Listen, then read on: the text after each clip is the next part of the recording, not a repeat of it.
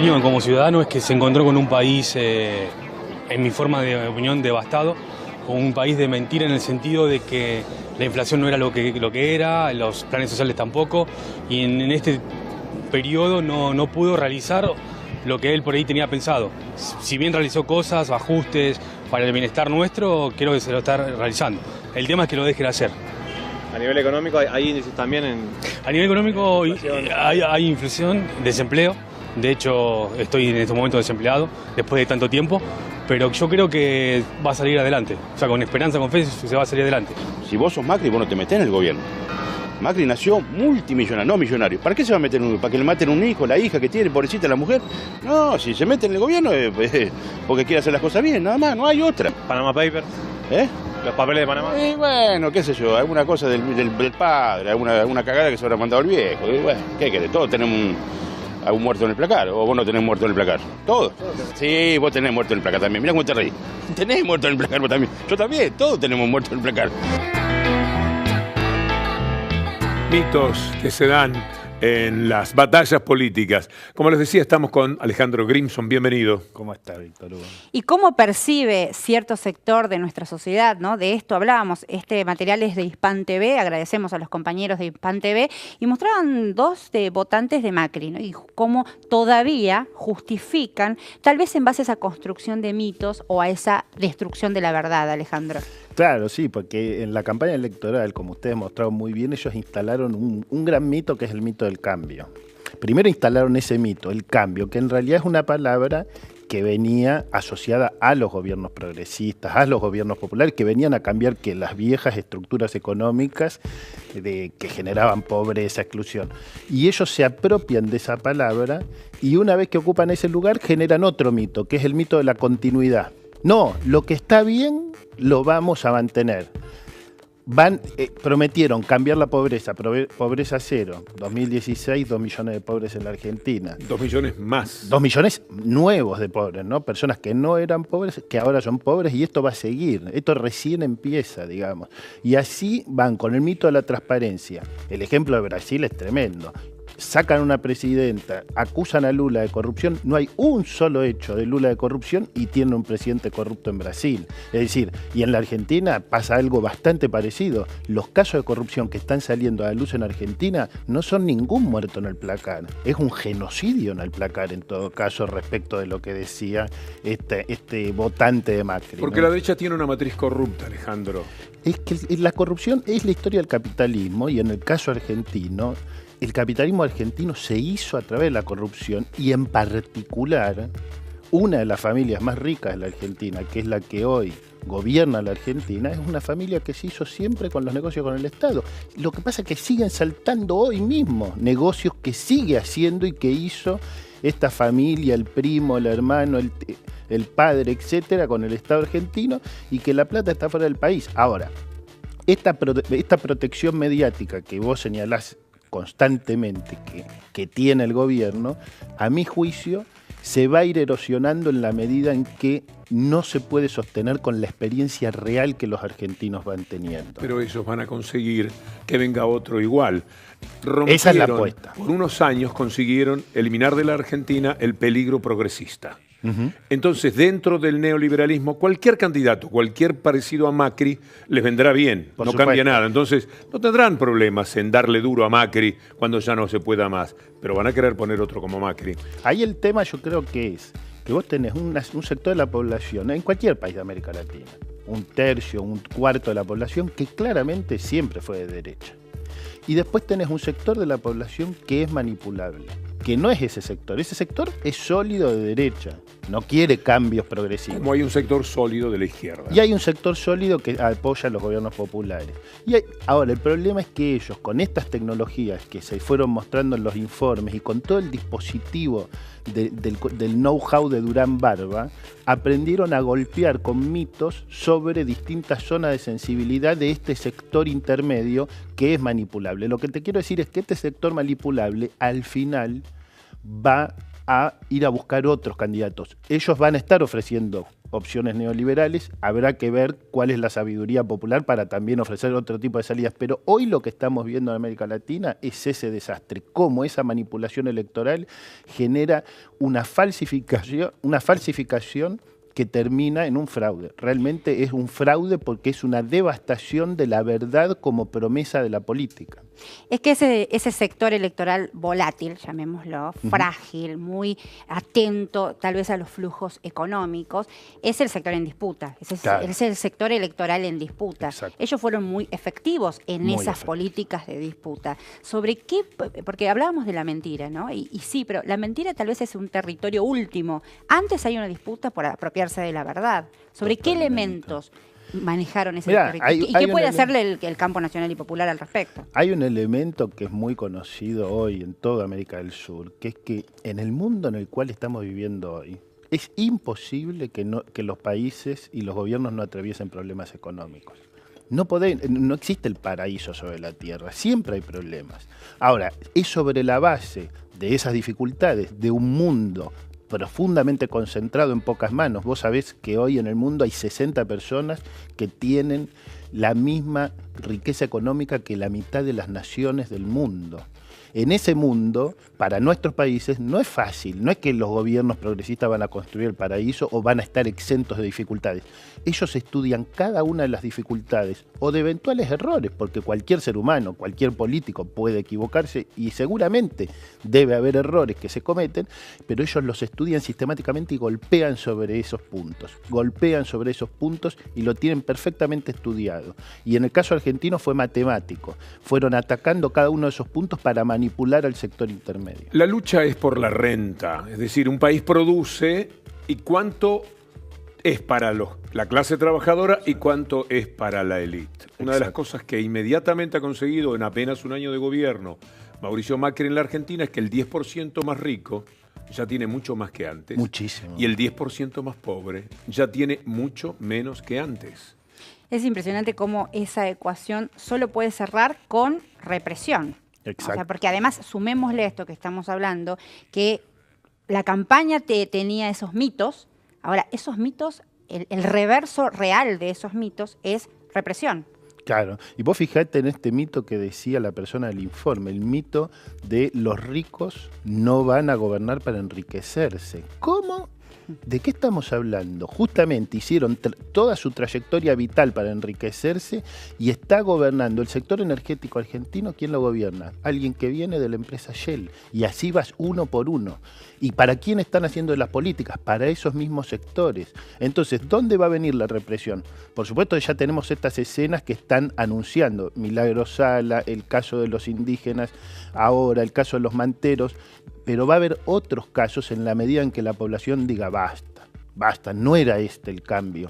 Si nosotros queríamos un cambio, podía ser para mejor, pero nunca este cambio que implica más exclusión, más desocupación, destrucción brutal del empleo. Ojo, yo creo que el problema que hay que plantear claramente es este: cuidado con la palabra cambio. Si vienen a venderte cambio, fíjate de qué tipo de cambio te están hablando, que no te metan gato por liebre, porque ahí es donde funciona el mito. Sí, cuidado con la palabra cambio, empresario, banquero, en el caso ecuatoriano, ¿no? Digamos, esto funciona además, es un dispositivo regional. Digo, nosotros somos el reloj que adelanta porque esto puede pasar inminentemente en la región. Exactamente, yo creo que hay señales muy preocupantes, cada vez más preocupantes, y que en ese sentido es clave lo que decía Víctor Hugo: producir información de calidad permite ver si muchos ciudadanos pueden darse cuenta de que detrás de ese tipo de mitos lo que se esconde es un plan para reestructurar la región en función de estos intereses de los poderes más concentrados. ¿Y qué es información de calidad sino aquella que se constata andando el tiempo? Por eso ellos no pueden producir información de calidad en sus medios, porque nada de lo que dicen luego se cumple. Está demostrado una vez más en la Argentina. Una vez más, como decíamos con la pobreza, como decíamos con el tema de la corrupción, como decíamos con cualquiera de los temas que uno quiera ir analizando de cuáles fueran. Por ejemplo, el tema, Mauricio Macri dijo: voy a duplicar la inversión en ciencia y tecnología, la redujo. Y así podemos ir tema por tema, Víctor Hugo, y lo que vamos a encontrar es que si había una ilusión en ese porcentaje de votantes indecisos, todas esas ilusiones se están desmintiendo en los hechos. Lo notable, Cintia, Alejandro, es que lo peor está por llegar, porque este es un año de elecciones también, elecciones parciales de medio término en la Argentina. Y el gobierno no se ha animado todavía a hacer todo lo que va a hacer después de esas elecciones. Es así, este año, en el caso argentino, 2017, es un año decisivo, porque si el gobierno va a salir con Durán Barba y con toda esa maquinaria a disputar, a decir, este es el proyecto, el problema son los que no nos dejan avanzar, y si el gobierno triunfa en las urnas, la Argentina va a estar en un problema mayor. No va a salir con esa maquinaria, ya la está usando para ocultar todos los males del presente, que son nada más que una muestra de lo que viene. Sí, la pregunta más difícil de responder es ¿en dónde están arraigados esos mitos? ¿Por qué son tan efectivos? ¿Por qué hay un sector de la clase media argentina trabajadora que vota a sus propios predadores y los líderes regionales populares entran en un movimiento de reflujo? Digamos, ¿cómo se derriban esos mitos? Claro, digamos, ahí uno debería ir a toda la historia, lamentablemente, de América Latina y decir que hay un proceso donde desde la colonización hubo un deseo de vincularse al colonizador, de ser el colonizador. De hecho, muchas veces se reprodujo esa relación al interior de los países con lo que se llamó el colonialismo interno.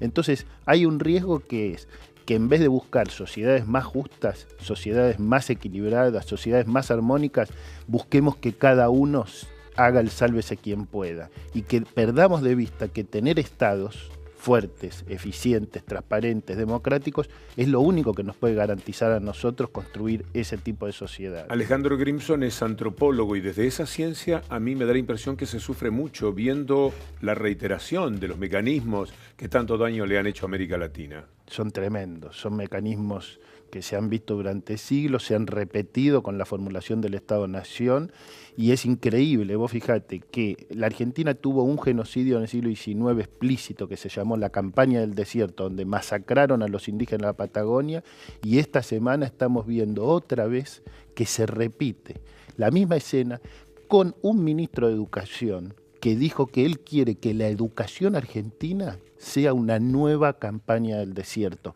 Eso es lo que estamos viviendo en la Argentina en 2017. Sí, la escena se repite con represión a la comunidad mapuche en la Patagonia Argentina, volviendo a esa campaña de desierto, ya en términos reales, con balas de plomo, digamos, ¿no? En términos figurativos, discursivos. Puede terminar habiendo muertos, y al mismo tiempo muere una idea que es que la educación tiene que explicar que la campaña del desierto fue un genocidio, y tener un ministro de Educación que está reivindicando un genocidio es algo que no podíamos imaginar. Todo es una concesión, nada es un derecho.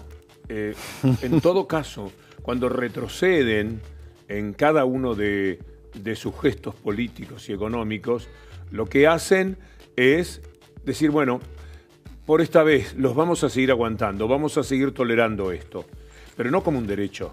Es decir, en la Argentina del futuro no va a haber más jubilados casi. Lo que va a haber son pensionados, algo que les dan, no algo que se les reconoce, algo que es parte de los derechos de la gente. Sí, yo creo que justamente los gobiernos progresistas vinieron a instalar la idea de que la sociedad tiene derechos y que asignación universal por hijo, apuntar al pleno empleo, los derechos de los trabajadores, los derechos de las mujeres son los jubilados derechos, en la Argentina derechos. eran el 60%, Exacto. Poco más del 60%, saltaron al 97%. No se jubiló en la Argentina solamente el que quería seguir trabajando. O sea, pasó a ser un derecho generalizado. ¿Qué pasa ahora?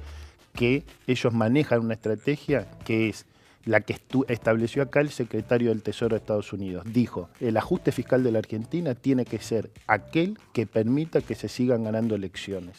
O sea, que ellos van a avanzar, pero a diferencia de los procesos dictatoriales de otras épocas, quieren validar en las urnas el proyecto de destrucción de los derechos ciudadanos en la Argentina.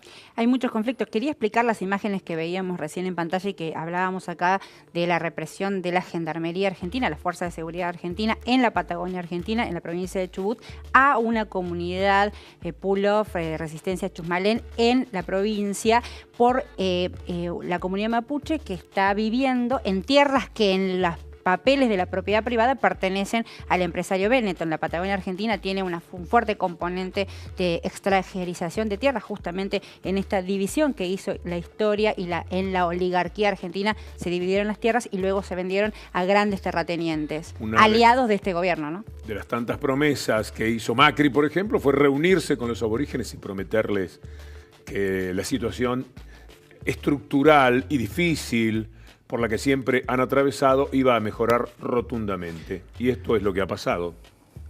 Esta represión. Hay una conmoción mundial, Víctor Hugo. Entró la gendarmería, esposaron a las mujeres en el piso, robaron los caballos de ceremonia, dispararon con balas de plomos. Hay heridos graves, uno de ellos tiene roto su maxilar. O sea, estamos hablando de una represión real, concreta, de las agencias de seguridad en un contexto de violencia habilitada. ¿Sabes que cuando los antepasados de esta gente empezaron a vivir en esas tierras fue hace 4.000 años? No existía el capitalismo, no es que no existía Benetton, no es que no existía la Argentina, no existía capitalismo todavía. Entonces ahora Benetton, con la anuencia del Estado argentino gobernado por los poderes concentrados, quiere expulsar a gente que está viviendo ahí hace 4.000 años. Sí, decimos Benetton, como podríamos decir no lejos de allí, Lewis. Exactamente. Que es un señor inglés que tiene un lago propio, es decir, el mapa de la Argentina hoy día podría escamotearse un lago que quedó dentro del territorio que compró este señor, que se adueña de un pedazo del país, y un juez es decir, casi falla, con soberanía propia. Un juez falla y dice que eso está prohibido y el Estado argentino no apoya el derecho de los argentinos a acceder al lago, porque en la Argentina es un derecho, está prohibido lo que hace este señor. Ojalá. Entonces, estas apropiaciones de los territorios avaladas por el Estado son quizá uno de los peores anuncios de lo que está sucediendo. Solo agregar que cuando Macri va a la provincia, para en la casa de este señor Lewis, que además quiere construir un emprendimiento jurídico, un emprendimiento inmobiliario en la cima del cerro argentino, que es propiedad de todos y todas. Ojalá, Alejandro, que tengamos oportunidad de conversar nuevamente. Muchas gracias. Muchas gracias a ustedes. Nos vamos a nuestro próximo bloque, Víctor Hugo, Alejandro, con más Latinoamérica.